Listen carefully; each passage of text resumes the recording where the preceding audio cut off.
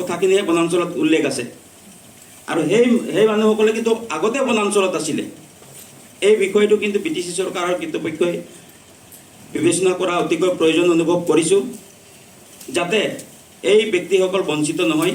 আৰু তাৰ লগে লগে ৰেভিনিউ যিখিনি ভিলেজ আছে, ৰেভিনিউ ভিলেজৰ বহুকেইখন গাঁৱৰ বিষয়ে আমি BTC চৰকাৰৰ লগত আলোচনা কৰিছোঁ আৰু ইয়াত সমাধান সূত্ৰ ওলোৱাৰ কাৰণে BTC চৰকাৰে যথেষ্ট চেষ্টা কৰিছে।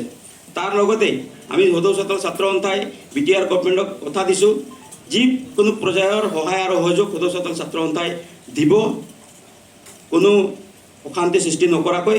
কিন্তু যি ৰাজহ মাটি চাওতাল জনগোষ্ঠীৰ ৰাইজৰ সেই স্থানত যাব পৰা নাই, তাক সংস্থাপন দিয়াৰ কাৰণে আৰু সেই ভূমিৰ অধিকাৰখিনি দিবৰ কাৰণে কিন্তু BTC চৰকাৰে আমাক সহায় কৰিব লাগে বুলি মই আশা ৰাখিলোঁ।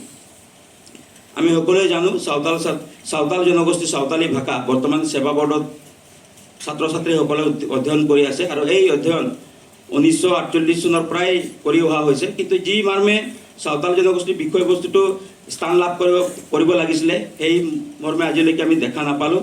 ইয়াত যদিও আগৰ BTC চৰকাৰে সহায় আৰু সহযোগ কৰিছিলে আৰু BTR চৰকাৰৰ যি সহায় আৰু সহযোগৰ উদ্যম আমি দেখি পাইছোঁ, তাত যাতে এই চাওতালী শিক্ষকৰ যিখিনি ইয়াৰলি যিখিনি এলিমিনেশ্যন দিয়া হয় তাৰ প্ৰতি BTR চৰকাৰে গুৰুত্ব দিব লাগে। তাৰ উপৰিও চাওতাল জনগোষ্ঠী যাতে বিষয়বস্তুটো চাওতালী বুলি যাতে শিক্ষা গ্ৰহণৰ ক্ষেত্ৰত অসুবিধা নহয়, তাৰ কাৰণেও BTC চৰকাৰে যাতে কিতাপৰ ব্যৱস্থাখিনি, সা সঁজুলিৰ ব্যৱস্থাখিনি আমি কৰি দিব বুলি আশা কৰিছোঁ। ইয়াৰ লগে লগে আমাৰ আচাৰ প্ৰেচিডেণ্টে ইতিমধ্যে উল্লেখ কৰিলে